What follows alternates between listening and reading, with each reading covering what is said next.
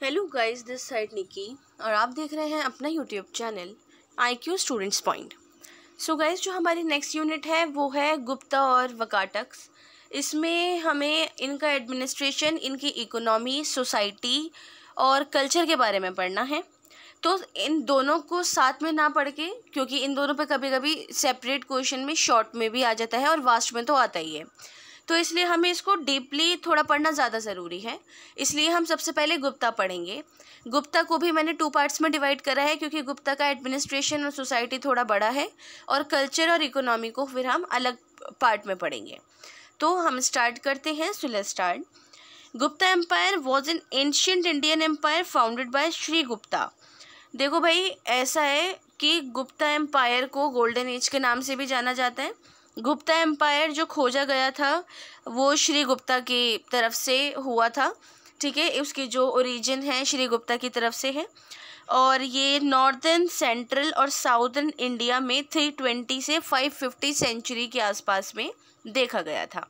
Okay, so during this era students, India witnessed a renaissance in culture and intellectual pursuits with significant contribution from figures like Kalidasa in literature and Aryabhata in science।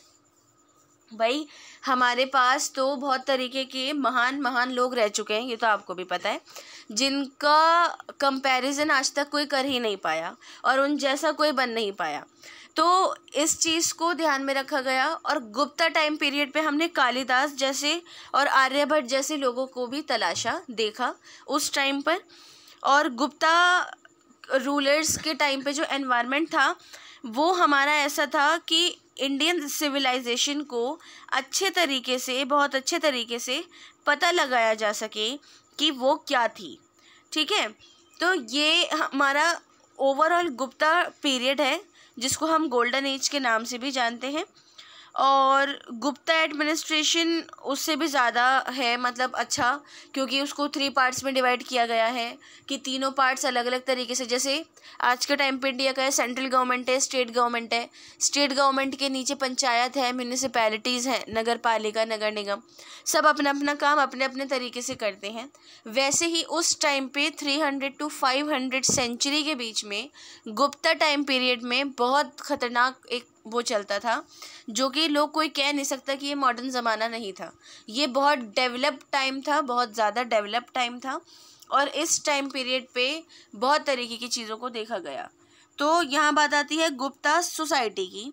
भाई देखो, Gupta society जो है वो economy के behalf पर भी बहुत importance रखती है, हर तरीके से इम्पोर्टेंस रखती ही रखती है। देखो, जो गुप्ता पीरियड था इसमें लिटरेचर, आर्किटेक्चर और political structure, economy, society, development, discipline, इन सब चीज़ों को बहुत इम्पोर्टेंस दी गई।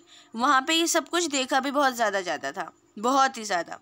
Basically in this era Gupta society में कास्ट सिस्टम था, ब्राह्मणिज्म, हिंदुइज्म अलग अलग था। हालांकि सवाल तो पैदा ये होता है कि हिंदू ब्राह्मण एक ही हैं, फिर भी हिंदुइज्म को और ब्राह्मणिज्म को थोड़ा सा लोगों ने अपने आप में डिवाइड करके रखा, I don't know why. All the social, religious, educational, cultural condition of the Gupta society have been discussed in detail in this video. So बहुत ध्यान से सुनना अच्छे से, ताकि आपके नोट्स प्रिपेयर हो पाए। तो गुप्ता सोसाइटी की जो बात हो रही है यहाँ पर एक इस तरीके से कि यार एक अलग ही अपने में चीज़ थी। इनका एग्रीकल्चर बहुत बढ़िया था, इनका सिस्टम बहुत बढ़िया था, इनके पास कास्ट सिस्टम ज़्यादा था। ब्राह्मण्स जैसे वो जो 4 वर्ण हैं हमारे, ब्राह्मण, वैश्य, क्षत्रिय, शूद्र वाले, तो वो इस टाइप वाला, थोड़ा सा आगे पीछे होकर देख लेना, तो इस टाइप वाले का भी बहुत इम्पोर्टेंस यहाँ पर रखी गई है, बहुत ही ज़्यादा, कि यार इससे ज़्यादा ज़रूरी तो कोई चीज़ शायद हो ही नहीं सकती है मेरे ख्याल से इन लोगों की निगाह में। उस टाइम पे भूमि अनुदान, विशेषकर ब्राह्मणों को कृषि उत्पादन में वृद्धि हुई, लेकिन साथ ही पुरोहित जमींदारों का उदय भी हुआ, जिससे स्थानीय किसान प्रभावित हो गए। अब भाई देखो, वही वाली बात है, हर जगह अमीर अमीर होता है, गरीब गरीब होता जाता है। तो इसी कारण, इसी रीज़न से ये वाली चीज़ देखी गई कि जो हाई क्लास फैमिली के लोग होते थे, ऑब्वियसली ब्राह्मण, तो उन लोगों के पास ज़मीन जायदाद ज़्यादा थी, उन्हीं की वजह से। अब भाई देखो यार, मेरे पास गाड़ी बंगला सब कुछ है, तो मैं थोड़ी इतना अमीर होके, इतना अच्छा एजुकेटेड होके उन सब का ख्याल रखूँगी। ऑब्वियसली उनका ख्याल रखने के लिए किसी और को रखूँगी। तो ब्राह्मणों ने अपनी ज़मीनों का वो करने के लिए उनको ज़मींदारों को सौंप दिया, और ज़मींदारों को सौंपने के बाद क्या करा, उन ज़मींदारों ने जो किसानों की भी ज़मीन थी वो भी हड़पनी शुरू कर दी। और ये कॉमन है, ये अगर आपने वो पढ़ा होगा क्रिश्चियन मिशनरीज़ वाला टाइम, तो उस टाइम पे भी यही सेम हुआ था, सब कुछ यही हुआ था। तो ये कोई नई बात नहीं है, ये हर टाइम पीरियड में होता आया है, it's very common. In the Gupta society, the caste system became more rich, and while Brahmanism and Hinduism flourished, the status of women and marginalized group declined. भाई ब्राह्मण, क्षत्रिय, वैश्य, शूद्र और उसके बाद परिया आते थे।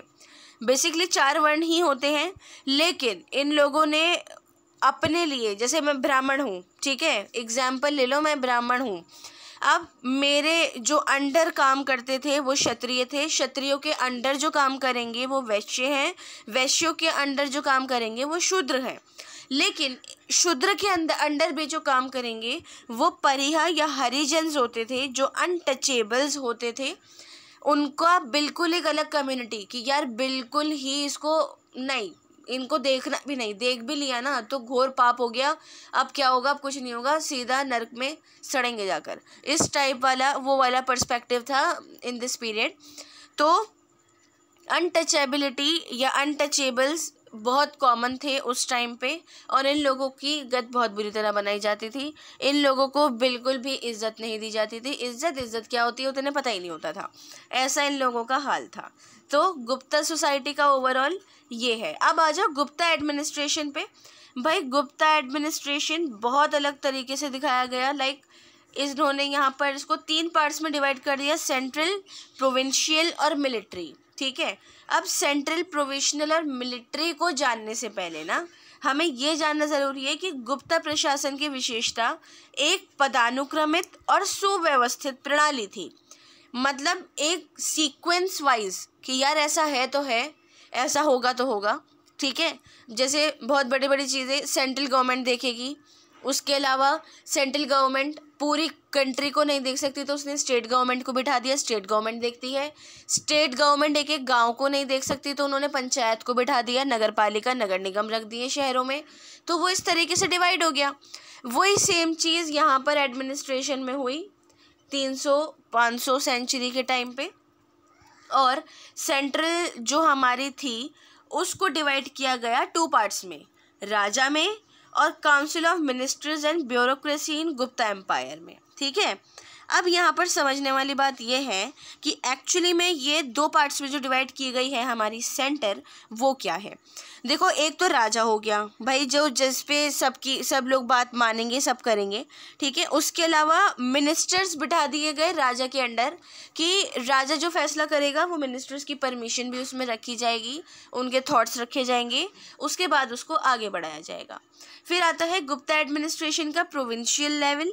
प्रोविंशियल लेवल जो है एक लोकल एडमिनिस्ट्रेशन टाइप रहा है, जिसमें डिविजन्स रखे गए हैं अलग अलग के कि यार ये लोग इन कम्युनिटी को देखेंगे, ये वाला हेड इस कम्युनिटी को देखेगा, और इस तरीके से चलता जाएगा। इसके अलावा मिलिट्री लेवल जो आ जाती है गुप्ता पीरियड की, उसमें ये है कि जो आर्मी का किंग होता था उसको संधि विग्राही का बोला जाता था, जो कि उस टाइम की किसी भी वॉर का इंचार्ज होता था और सबसे बड़ा हेड होता था इन मिलिट्री लेवल। ठीक है, तो गुप्ता में हमने अभी एडमिनिस्ट्रेशन और सोसाइटी पढ़ी है। इकोनॉमी और कल्चर डेवलपमेंट नेक्स्ट पार्ट में पढ़ेंगे। होप्स हो कि आप लोगों को कोई डाउट नहीं हो। इन केस कोई डाउट, क्वेश्चन या सजेशंस हैं तो आप मुझसे कमेंट बॉक्स या टेलीग्राम चैनल पे पूछ सकते हैं। So thanks for the watching and best of luck all.